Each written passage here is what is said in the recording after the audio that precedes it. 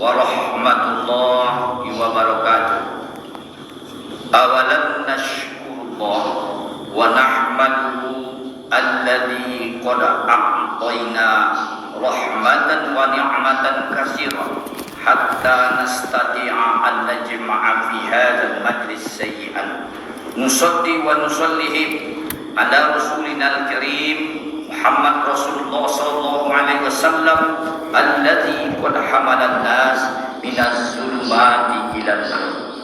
Allahumma rabbi israh li sadri wa yassir li amri wahlul 'uqdatam min lisani yafqahu qawli.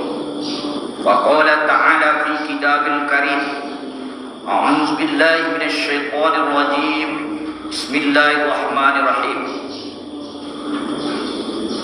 Wa zannu annahum mani'atahum usukuhum minallah fa atahum Allah min haitsu lam yahtasibu. Surat Al-Hasyr ayat 3. Saudara-saudara, para tamu Allah yang berbahagia,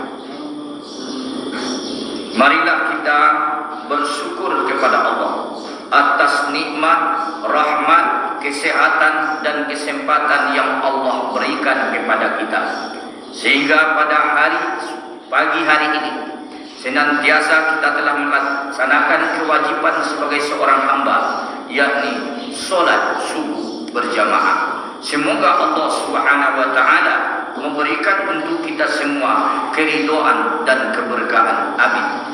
Yang tidak kalah penting, mari kita berselawat buat arwah junjungan kita Nabi Muhammad sallallahu alaihi wasallam, senantiasa meninggalkan dua yang terbaik.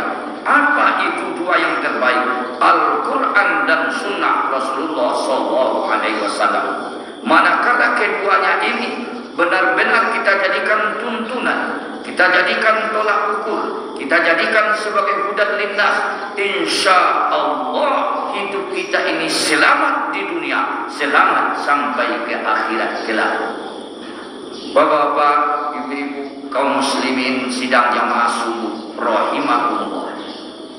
Sebagaimana firman Allah Subhanahu wa taala yang telah kita bacakan dalam surat Al-Hasyr, berlindung kita kepada Allah dari godaan syaitan yang terkutuk dengan menyebut nama Allah yang Maha Pengasih, Maha Penyayang. Kata Allah, dan mereka yakin dengan benteng-benteng mereka akan dapat mempertahankan mereka dari siksaan Allah. Maka Allah mendatangkan hukuman yang tidak mereka sangka-sangka datang. Saudara-saudara, para tamu Allah yang berbahagia, dalam kesempatan yang sangat terbatas pada pagi hari ini, marilah kita senantiasa merenungkan, menganalisa, memperhatikan firman Allah Subhanahu wa taala yang telah kita bacakan. Orang yang senantiasa memiliki penyakit-penyakit, yakni penyakit ini bukan merusak tubuh kita, bukan merusak badan kita, bukan merusak yaitu jasad kita ini, akan tetapi penyakit ini merusak yaitu rohani kita, batin kita. Batin kita akan resah dan gelisah apabila bersarang bintik-bintik penyakit di dalam kolbu dan hati nurani kita. Maka oleh sebab itu, kata Allah Subhanahu wa taala, "Fala tuzakku anfusakum huwa a'lamu bimanittaqa." Maka janganlah, kata Allah, kamu mengatakan dirimu suci, dirimu itu tidak bernoda, ya, tidak punya kesalahan, tidak berdosa. Dialah yang paling suci, mengetahui tentang orang-orang yang bertakwa kepada Allah Subhanahu wa taala. Saudara-saudara, para tamu Allah yang berbahagia, Di dalam hal ini, ya, menurut Syekh Muhammad Jamaluddin Al-Qasim menjelaskan beberapa macam bahaya ujub. Berbicara masalah ujub, yaitu identik atau berkenaan dengan yang namanya angkuh, sombong, marohat, ya, tidak mau tahu dengan yaitu qarib kerabat, tidak mau bergaul, ya, tidak mau peduli dengan seruan Allah.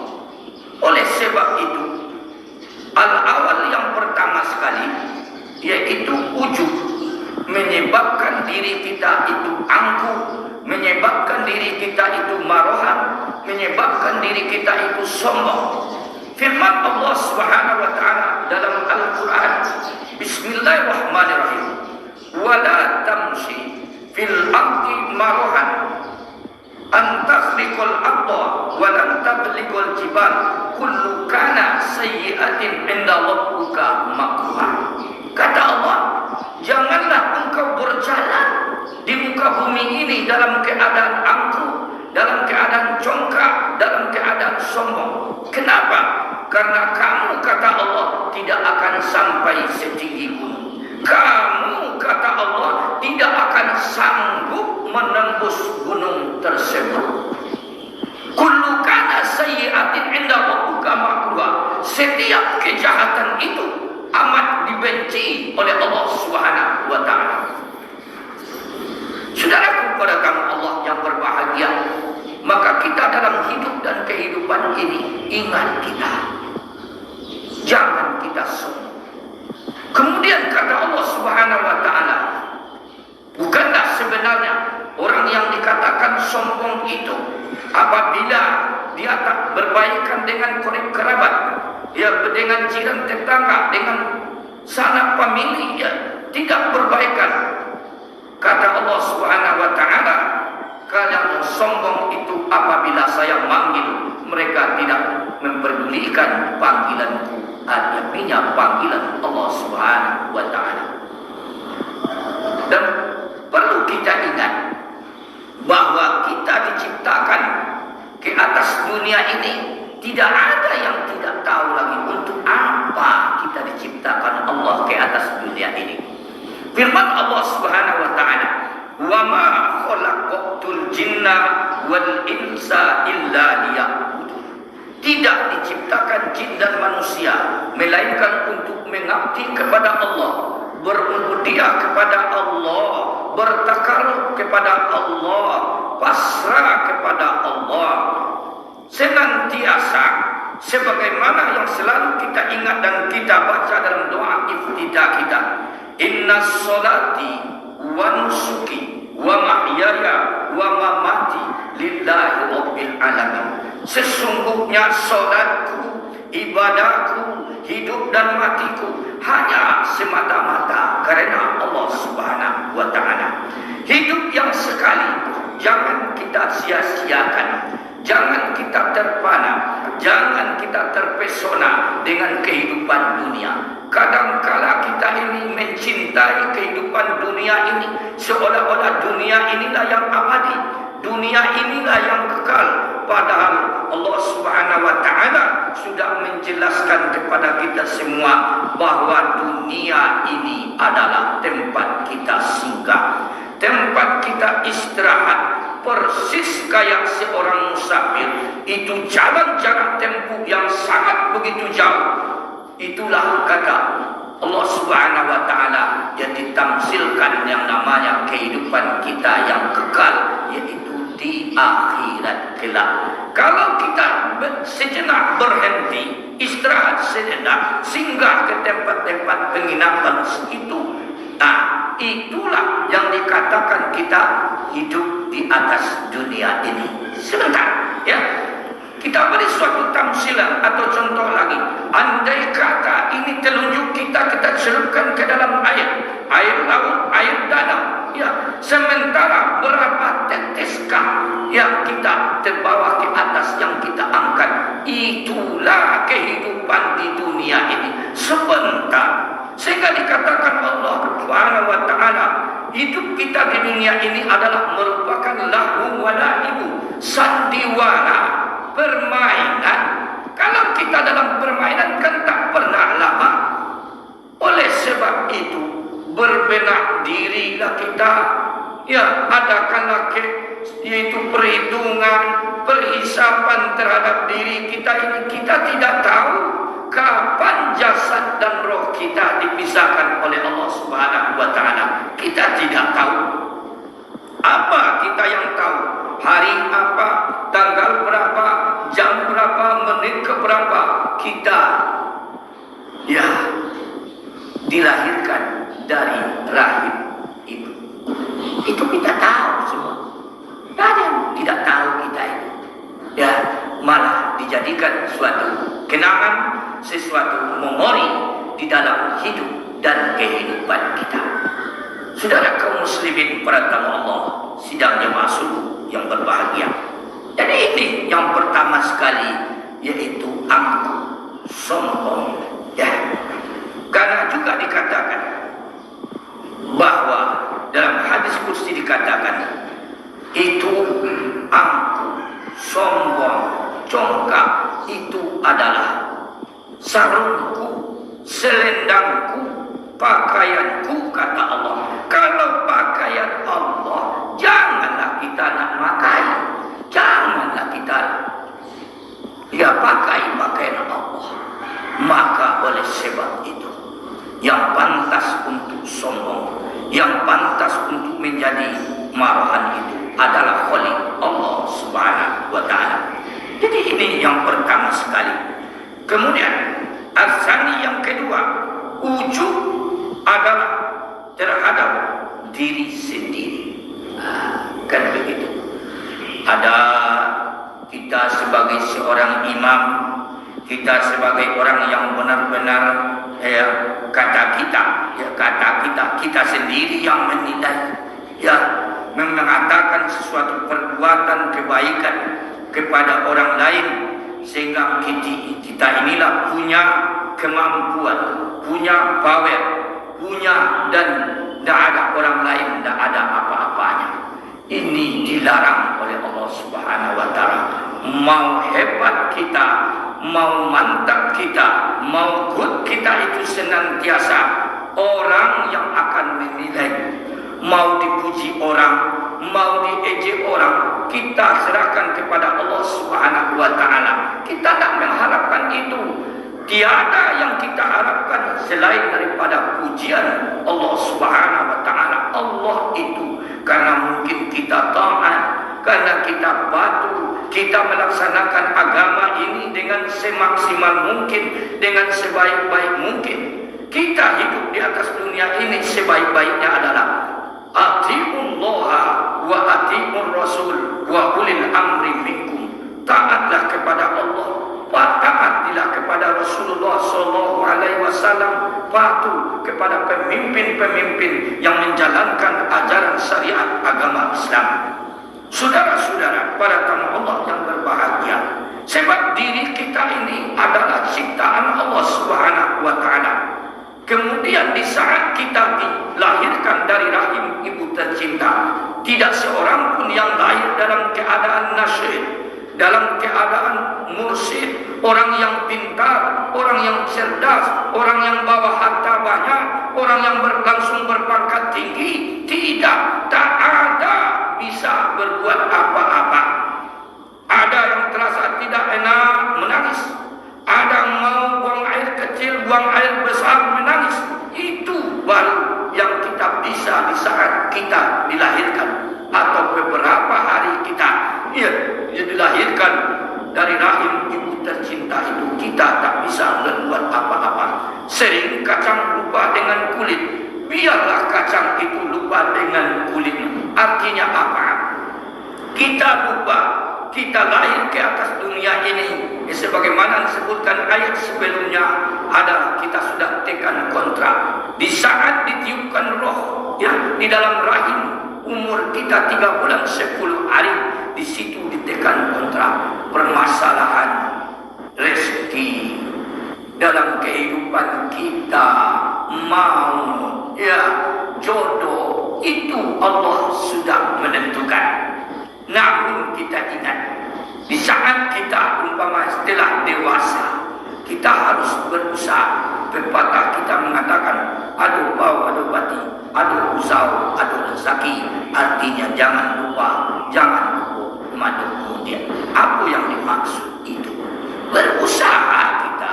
Setelah kita itu berusaha, sebagaimana kata Allah Subhanahu wa taala dalam surat Al-Jumu'ah, Bismillahirrahmanirrahim. Fa idza qudiyatis shalah fantashiru fil ardh wabtaghu min fadlillah wazkurullaha katsiran la'allakum tuflihun. Apabila engkau sudah mendirikan solat, apabila engkau telah selesai mendirikan solat, kata Allah, fantashiru fil ardh, bertebaranlah di muka bumi. Fazkurullaha katsiran, ingat wahai insan, ingatlah kepada Allah sebanyak-banyaknya. Untuk apa?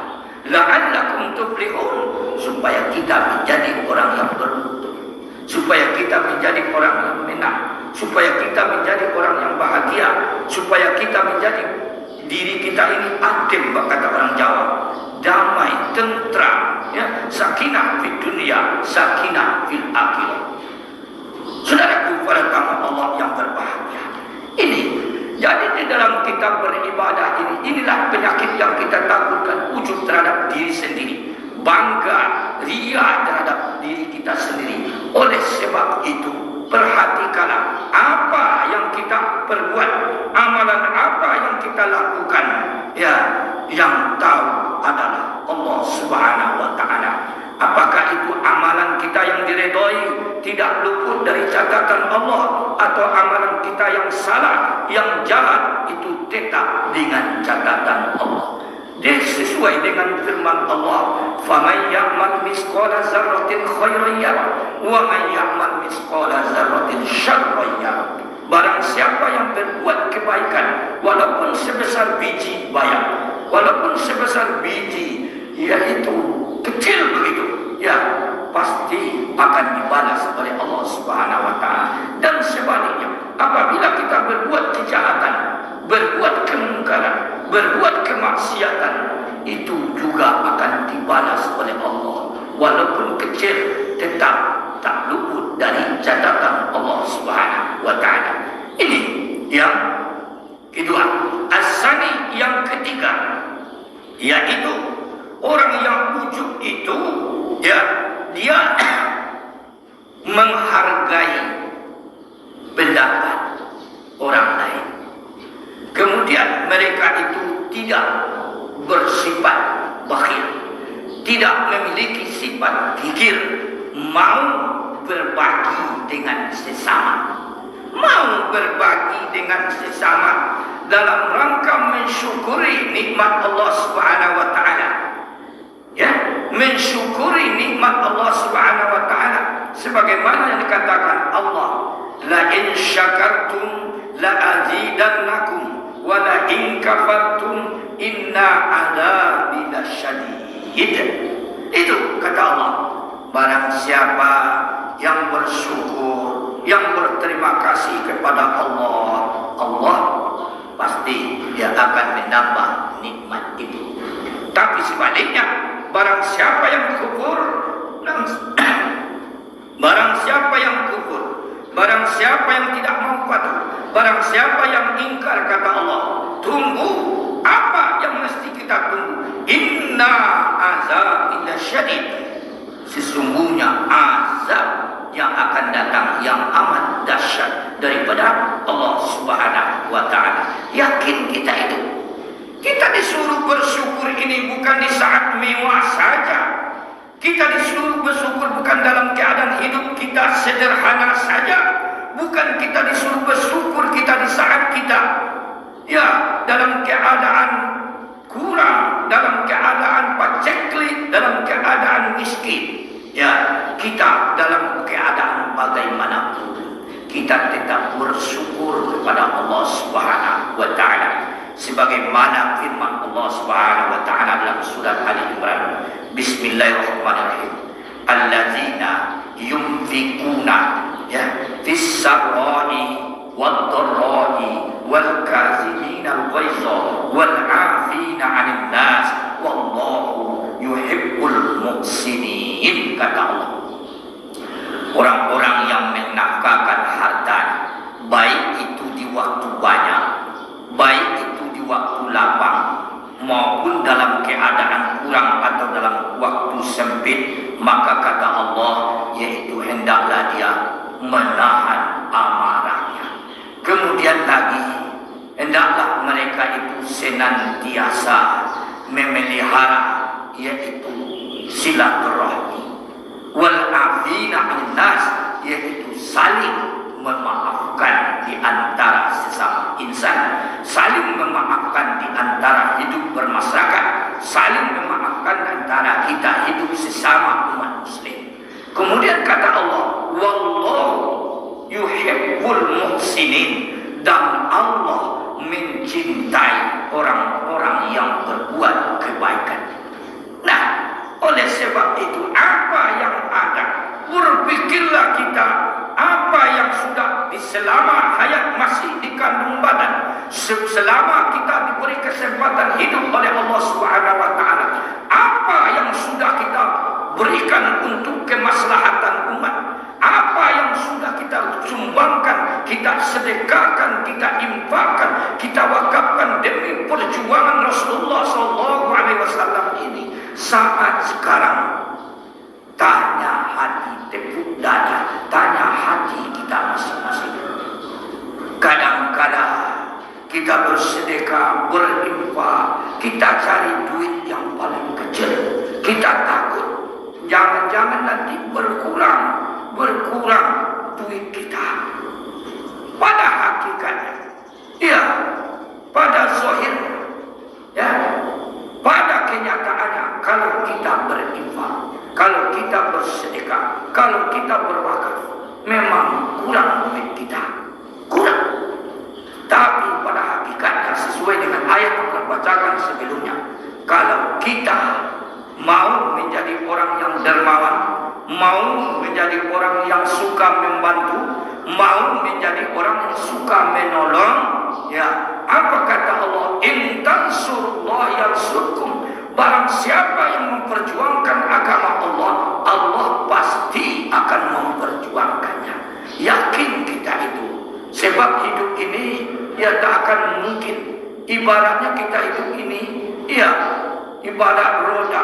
Roda akan berputar. Di saat rodamu sedang di atas, ingat suatu waktu roda akan ke bawah. Apa maksudnya? Di saat kita mewah, ingat bahwa suatu ada ujian Allah. Di saatnya kita sedang diuji oleh Allah dengan, yaitu kekurangan. Ya, kekurangan harta. Di situ akan berperang antara nafsu kita dengan iman kita, antara keinginan-keinginan kita bisa tak terbendung dengan ujian. Dengan arti kata, bisalah kita menanamkan salah satu huruf dari takwa, itu adalah qaf. Qaf bermakna merasa cukup atas pemberian Allah Subhanahu wa taala. Kemudian lagi mentaukidkan firman Allah Subhanahu wa taala, bagaimana kalau kita menjadi suka menolong. Kemudian firman Allah Subhanahu wa taala, ta'awanu 'alal birri wat taqwa wa la ta'awanu 'alal ismi wal 'udwan. Ya, tolong menolonglah kamu, kata Allah, dalam berbuat kebaikan dan takwa. Jangan tolong menolong dalam berbuat dosa dan pelanggaran. Ya, kita dituntut untuk saling berbagi, saling kita bahu membahu, saling membantu di antara kita. Jangan saling mengejek, jangan saling siku kanan siku kiri, jangan saling injak bawah injak atas. Maka apabila kita sudah cekcok, apabila kita tidak bersatu, apabila tidak ada dari kebersamaan, jauh dari silaturahmi, maka kata Allah Subhanahu wa taala, tunggulah nanti azab yang akan datang kepada suatu kamu. Dan ditaukidkan dengan firman Allah Subhanahu wa taala, yang artinya ya, janganlah kamu ya, andai kata penduduk suatu kampung ya beriman dan bertakwa kepada Allah Subhanahu wa taala, maka kata Allah akan kami bukakan pintu berkah, akan kami bukakan pintu rezeki yang seluas-luasnya dari langit dan dari bumi.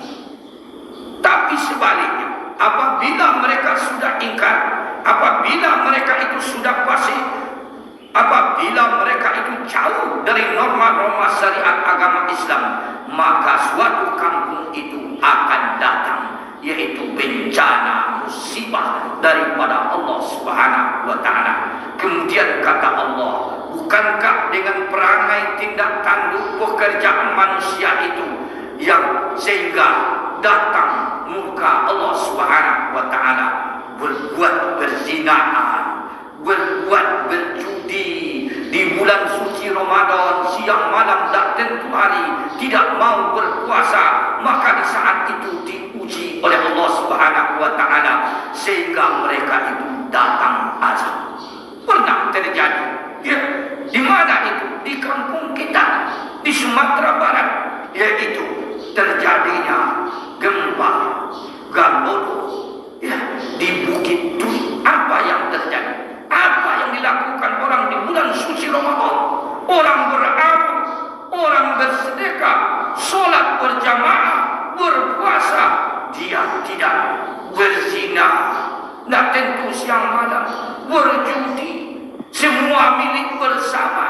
Kemudian datang seseorang, entah ia orang tak tahulah kita, memberi pelajaran, mengingatkan, janganlah ini juga kerja, kalau ini juga kerja, nanti akan datang muka Allah. Sudahlah, orang tua yang tak tahu diri, apa yang dibilangkan ini? Tidak lama setelah orang tua tadi ya hilang, tak kemana perginya, ya kita tidak tahu, datang musibah ya, sehingga orang-orang yang berbuat kemaksiatan itu ya, mereka teraniaya, mati bergelimpangan di saat itu. Ini adalah pelajaran bagi kita, saudara-saudara kaum muslimin, para tamu Allah yang berbahagia. Dan terakhir, bagaimana pentingnya kita ini bermasyarakat, bagaimana pentingnya kita ini berbagi. Ya, firman Allah Subhanahu wa taala dalam surat Al-Baqarah ayat 2 ya, 261. Bismillahirrahmanirrahim. Masalul ladzina yunfiquna fi sabilillah ambatat sab'a sanabila fi kulli sumbulatin mi'a habba wallahu yudha'ifu liman yasha wallahu wasi'un alim. Ya, firman Allah Subhanahu wa taala, perumpamaan kata Allah, orang-orang yang menafkahkan hartanya di jalan Allah persis kayak suatu pohon, satu biji yang ditanam berbentuk setelah ya beberapa bulan menjadi besar, maka berbentuklah suatu pohon. Pohon itu akan ada cabang, akan memiliki ranting, memiliki 7 ranting, maka satu ranting itu akan berbuah 100 biji sesuai dengan janji Allah, wallahu yudha'ifu liman yasha wallahu wasi'un alim. Dan Allah itu melipat gandakan bagi orang yang dikehendaki. Wallahu wasi'un alim. Allah itu maha kaya lagi maha mengetahui. Yakinlah kita umpamanya berinfak 100.000 sesuai dengan janji Allah, dilipat gandakan 7 kali 100, dilipat gandakan bagi Allah Subhanahu wa taala, maka tak terhitung, yaitu balasan yang akan diberikan oleh Allah Subhanahu wa taala. Jadi persiapan kita ya, berfikir dan berzikir kita, perbanyaklah kita berzikir mengingat Allah Subhanahu wa taala dengan arti kata selalulah mentaati perintah Allah Subhanahu wa taala, memberikan nampakkan silaturahmi kita, nampakkan sifat kebaikan kita. Fastabiqul khairat, berlomba-lomba untuk kebaikan. Inilah yang dapat kita sampaikan pada pagi yang berbahagia ini. Terlebih terkurang mohon dimaafkan.